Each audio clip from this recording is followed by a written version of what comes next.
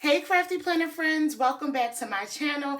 It's your girl Crafty Planner Queen. If this is your first time ever catching one of my YouTube videos, I ask that you will please tap that subscribe button so that you never miss another video. Today is day 7 of Vlogmas and we are talking about paper crafting, in particular card making. Card making is one of my absolute favorite hobbies. I started my creative journey as a scrapbooker. So when I'm able to make cards, it's something about scrapbooking that just comes back into I just get all the scrapbooking feels, right?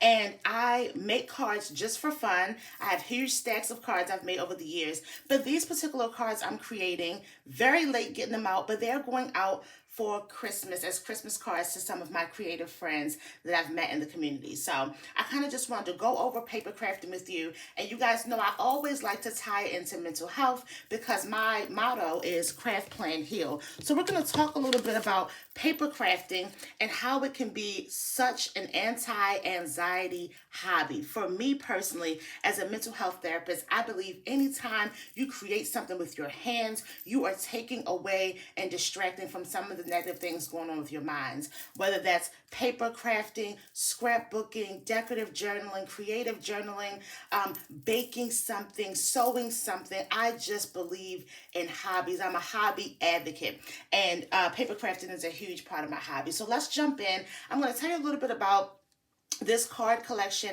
that I'm making, and then we'll talk a little bit more about how it can help you to ease your mind. So first things first, if you've never created cards before, I say get yourself the 6x8 paper pads. They're a little bit easier to manipulate and to work with than 12x12 when you're just starting because there's no cutting involved. And what I mean by that is you get your 6x8 piece of paper and you literally just fold it in half, and you can have a vertical card or a horizontal card. And the great thing I like about Simple Stories, which is this brand that I'm using, is that the paper is double-sided, and that gives a lot. Once I open the cards, you'll see how beautiful it is to have them double-sided. I have two what I call bases here because I'm going to make 2 more cards, and maybe we'll do one together. But this is the Simple Stories Mix and Mingle collection.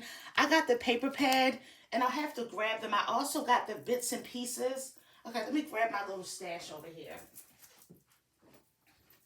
This is one of my mini stash buckets where I just have like tons of ephemera and stuff in there. But these are the bits and pieces. So I use those to make my cards. I use those for creative journal spreads and things like that.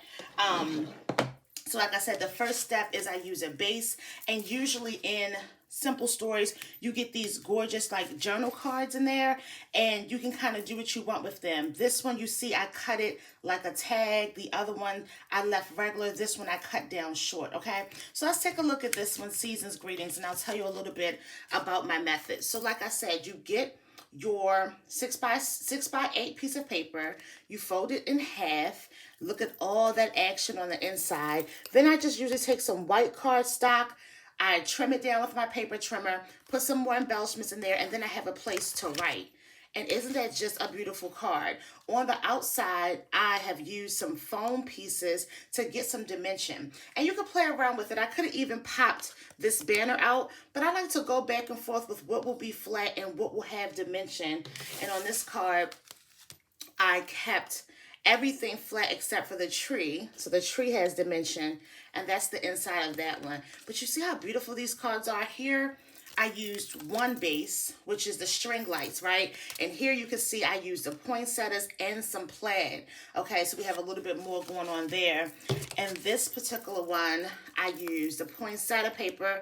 It came that way, and then I put a back strip, and I used dimension in the sweater and the florals. And I just put white inside. I haven't dressed that one up yet. But I wanted to just come on and share some of these Christmas cards with you. I say if you're just starting out, use one collection. So really, when I'm card making, I can pull from tons of stuff in my stash. But if I was just starting, I would just use one brand. I would probably use the simple stories, the pieces, and the paper, so my cards have cohesion, okay? And if you're looking for inspiration, there is tons of card making inspiration here on YouTube. Pinterest is also a great source. If you go on to the simple stories YouTube or Instagram or Echo Park, any of them, they have design teams that create stuff like this for them all the time. But yeah, guys, that's one thing I wanted to share. I wanted to talk to you about making cards, sitting down and doing any type of paper craft, maybe putting on some music. I like ASMR, so I'll listen to some ASMR or watch an ASMR artist and I will create. And for those of you who don't know what ASMR is, I'll put a little bit of information about that in my description as well, because I think it is also, it can be really good for mental health. Some people use it for sleep and just healthy distraction. So let's go ahead while we're together and let's make a new card. Okay, so we're ready to start. I picked out some bits and pieces and we're ready to start building our card. So this is the base. I call this piece the centerpiece.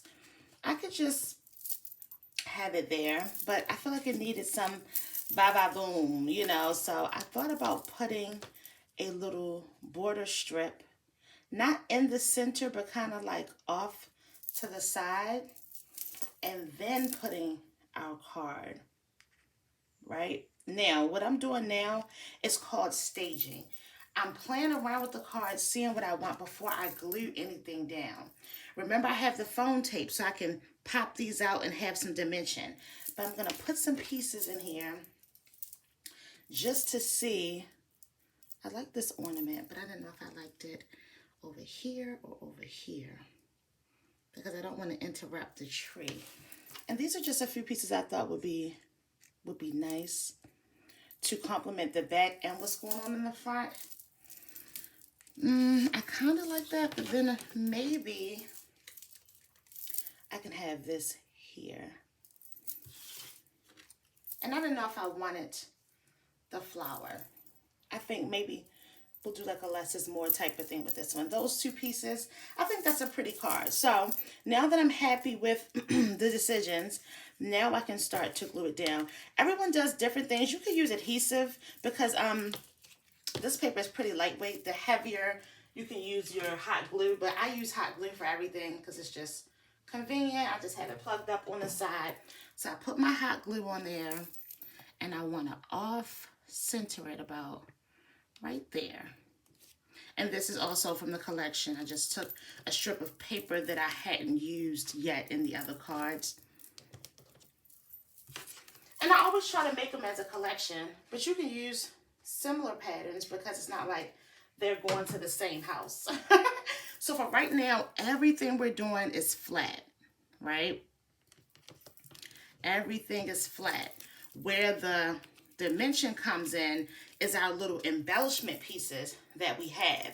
So literally, guys, you can use foam tape, or this is a piece of thick poster board that I'm using because I like to repurpose everything. And I'm just gonna cut a chunk of it. So cut a chunk of it like that, and I'm gonna glue it to the back of this ornament to give the ornament a pop out like 3D dimension. And it's just a nice, it gives a nice contrast. The cards still look beautiful if everything's flat, but it's something about a little 3D pop out that just gives it a little bit more personality. So where did I say I wanted this? I think I said I wanted this to the left.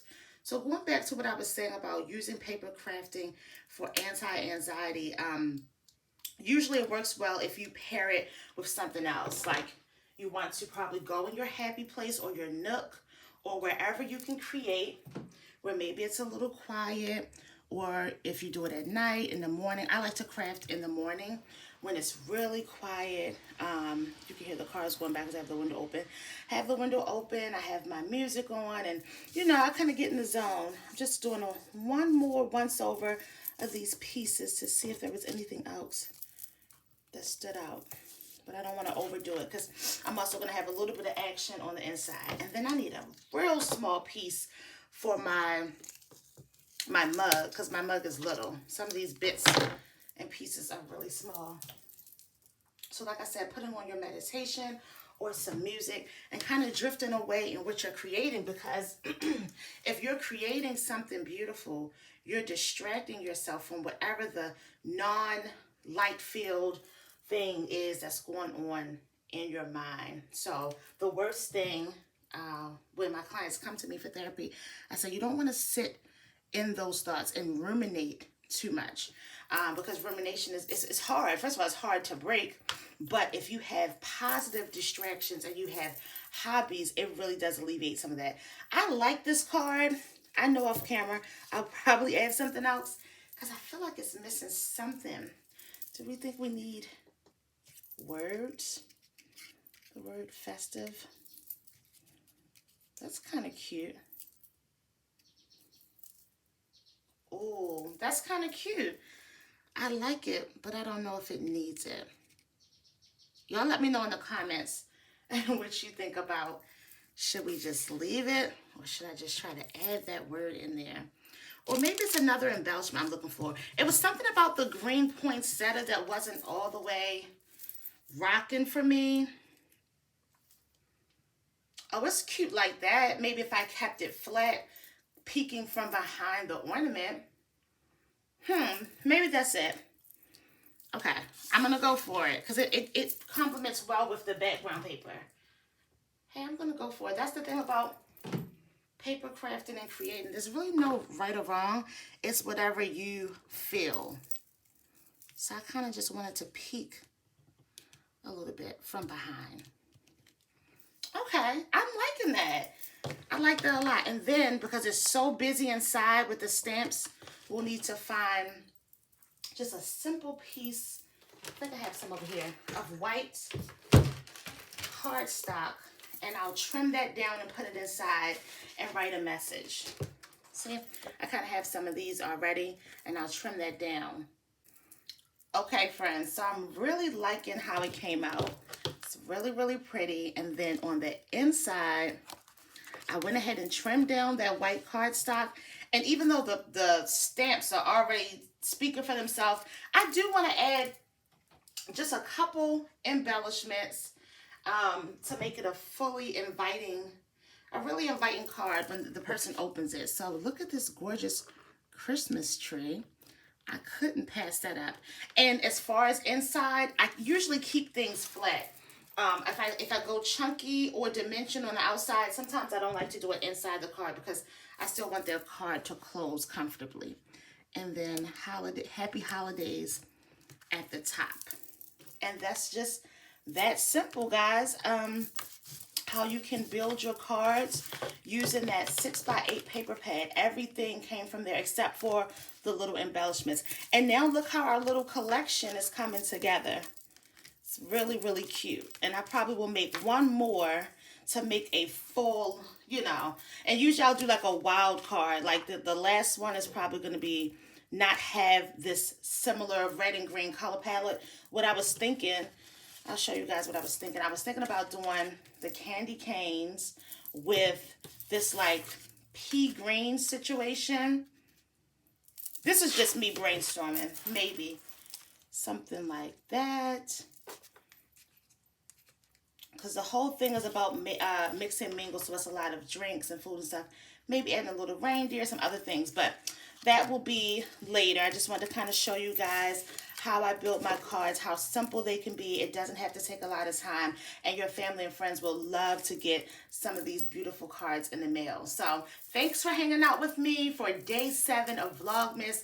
Paper crafting for our anxiety, paper crafting if we're feeling idle, paper crafting if you're feeling lonely. You surround yourself with beautiful things. Not only is it a craft project, but you also get to send it out to someone and put a smile on their face when they get this beautiful card in the mail. So remember, guys, always craft, plan, heal. Please follow me on all platforms as Crafty Planner Queen, Instagram, TikTok, Facebook, and please support my Etsy shop that is also Crafty Planner Queen, where I create printable stationery. Until next time, bye.